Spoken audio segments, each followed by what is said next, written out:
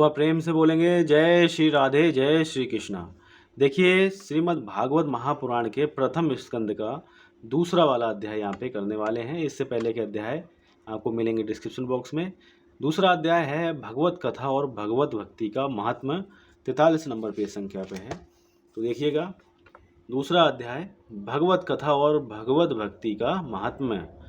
श्री व्यास जी कहते हैं, सौनकादि ब्रह्मवादी ऋषियों के ये प्रश्न सुन के रोमहर्षण के पुत्र उग्रश्रवा को बड़ा ही आनंद हुआ।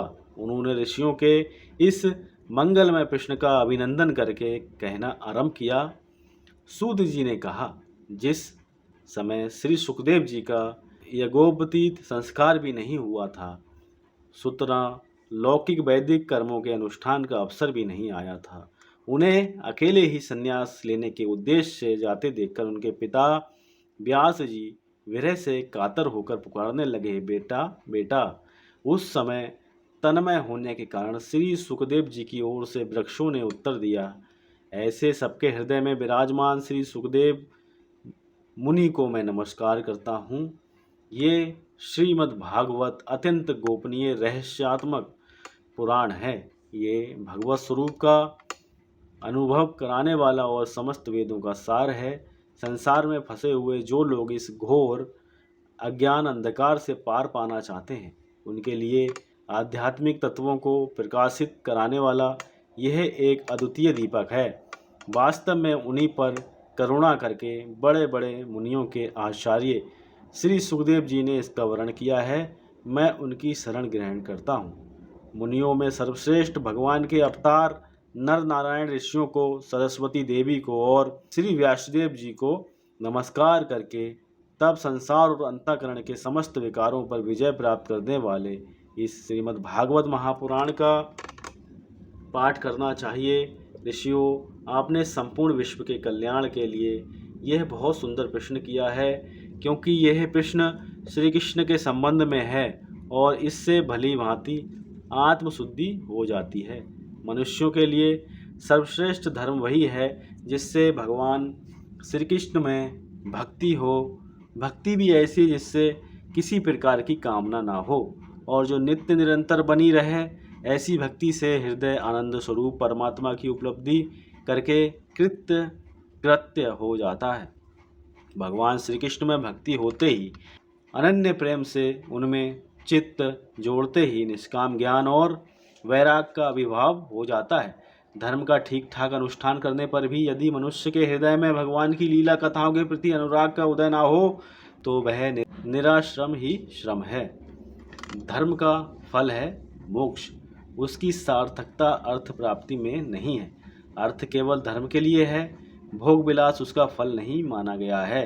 भोग विलास का फल इंद्रियों को तृप्त करना नहीं है, उसका प्रयोजन है केवल जीवन निर्वाह। जीवन का फल भी तत्व जिज्ञासा है। बहुत कर्म करके स्वर्ग आदि प्राप्त करना उसका फल नहीं है।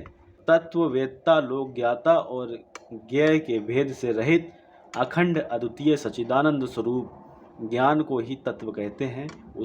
उसी को कोई ब्रह्म, कोई परमात्मा और कोई भगवान के नाम से पुकारते हैं। श्रद्धालु मुनिजन भागवत श्रवण से प्राप्त ज्ञान वैराग्य युक्त भक्ति से अपने हृदय में उस परम तत्व रूप परमात्मा का अनुभव करते हैं। सौनकादि ऋषियों यही कारण है कि अपने अपने वर्ण तथा आश्रम के अनुसार मनुष्य जो धर्म का अनुष्ठान करते हैं उसकी पूर्ण सिद्धि इसी में है कि भगवान प्रसन्न हो।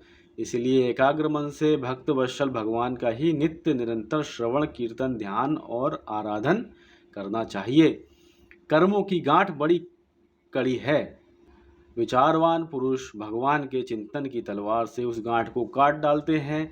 तब भला ऐसा कौन मनुष्य होगा जो भगवान की लीला कथा में प्रेम ना करे।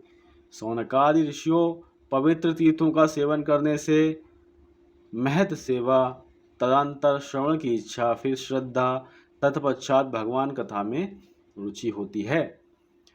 भगवान श्री कृष्ण के यश का श्रवण और कीर्तन दोनों पवित्र करने वाले हैं। वे अपनी कथा सुनने वालों के हृदय में आकर स्थित हो जाते हैं। और उनकी अशुभ वासनाओं को नष्ट कर देते हैं, क्योंकि वे संतों के नित्य सुहृद हैं। जब श्रीमद् भागवत अथवा भगवत भक्तों के निरंतर सेवन से अशुभ वासनाएं नष्ट हो जाती हैं, तब पवित्र कीर्ति भगवान श्री कृष्ण के प्रति स्थायी प्रेम की प्राप्ति होती है। तब रजोगुण और तमोगुण के भाव काम और लोभ आदि शांत हो जाते हैं और चित्त इनसे रहित हो सत्व गुण में स्थित एवं निर्मल हो जाता है। इस प्रकार भगवान की प्रेममयी भक्ति से जब संसार की समस्त आसक्तियां मिट जाती हैं, हृदय आनंद से भर जाता है, तब भगवान के तत्व का अनुभव अपने आप हो जाता है। हृदय में आत्मस्वरूप भगवान का साक्षात्कार होते ही हृदय की ग्रंथि टूट जाती है, सारे संदेह मिट जाते हैं और कर्म बंधन क्षीण हो जाता है।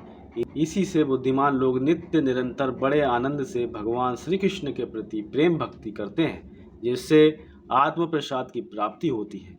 प्रकृति के 3 गुण हैं, सत्व, रज और तम। इनको स्वीकार करके इस संसार की स्थिति, उत्पत्ति और प्रलय के लिए एक अद्वितीय परमात्मा ही विष्णु, ब्रह्मा और रुद्र ये 3 नाम ग्रहण करते हैं। फिर भी मनुष्यों का परम कल्याण तो सत्व गुण स्वीकार करने वाले श्री हरि से ही होता है।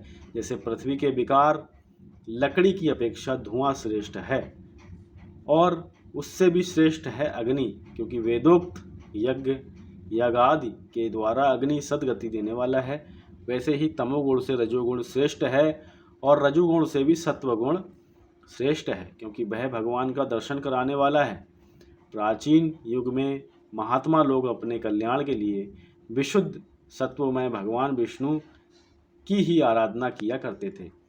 अब भी जो लोग उनका अनुकरण करते हैं, वे उन्हीं के समान कल्याण भाजन होते हैं। जो लोग इस संसार सागर से पार जाना चाहते हैं, वे यद्यपि किसी की निंदा तो नहीं करते, ना किसी से दोष ही देखते हैं, फिर भी घोर रूप वाले तमोगुणी, रजोगुणी, भैरवादि भूतपतियों की उपासना ना करके सत्वगुणी विष्णु भगवान और उनके अंश कला रूपों का ही भजन करते हैं। परंतु जिसका स्वभाव रजोगुणी अथवा तमोगुणी है, वे धन, ऐश्वर्य और संतान की कामना से भूत, पितर और प्रजापतियों की उपासना करते हैं, क्योंकि इन लोगों का स्वभाव उन भूतादि से मिलता जुलता होता है। वेदों का तात्पर्य श्री कृष्ण में ही है, यज्ञों के उद्देश्य श्री कृष्ण ही हैं, योग श्री कृष्ण के लिए ही किए जाते हैं, और समस्त कर्मों की परिसमाप्ति भी श्री कृष्ण में ही है। ज्ञान से ब्रह्म स्वरूप श्री कृष्ण की ही प्राप्ति होती है। तपस्या श्री कृष्ण की प्रसन्नता के लिए ही की जाती है। श्री कृष्ण के लिए ही धर्मों का अनुष्ठान होता है, और सब गतियाँ श्री कृष्ण में ही समा जाती हैं। भगवान श्री कृष्ण प्रकृति और उसके गुणों से अतीत हैं, फिर भी अपनी गुणमयी माया से जो प्रपंच की दृष्टि से हैं और तत्व की दृष्टि से नहीं हैं, उन्हें ही सर्ग के आदि में इस संसार की रचना की थी। ये सत्व, रज और तम तीनों गुण उसी माया के विलास हैं। इनके भीतर रहकर भगवान इनसे युक्त सरीके मालूम पड़ते हैं। वास्तव में तो वे परिपूर्ण विज्ञानंद घन हैं। अग्नि तो वस्तुतः एक ही है, परंतु जब वह अनेक प्रकार की लकड़ियों में प्रकट होती है, तब अनेक सी मालूम पड़ती है। वैसे ही सबके आत्मरूप भगवान तो एक ही हैं, परंतु प्राणियों की अनेकता से अनेक जैसे जान पड़ते हैं। भगवान ही सूक्ष्म भूत, तन्मात्रा, इंद्रिय तथा अंतःकरण आदि गुणों के विकारभूत भावों के द्वारा नाना प्रकार की योनियों का निर्माण करते हैं, और उनमें भिन्न भिन्न जीवों के रूप में प्रवेश करके उन योनियों के अनुरूप विषयों का उपयोग करते कराते हैं। वे ही संपूर्ण लोकों की रचना करते हैं, और देवता, पशु, पक्षी, मनुष्य आदि योनियों में लीला अवतार ग्रहण करके सत्वगुण के द्वारा जीवों का पालन पोषण करते हैं। इस प्रकार से यहाँ पे श्रीमद् भागवत का प्रथम स्कंद का 2रा अध्याय संपन्न हुआ। अब 3रा अध्याय करेंगे, जो कि है भगवान के अवतारों का वर्णन। तो एक बार प्रेम से बोलेंगे, जय श्री राधे, जय श्री कृष्णा।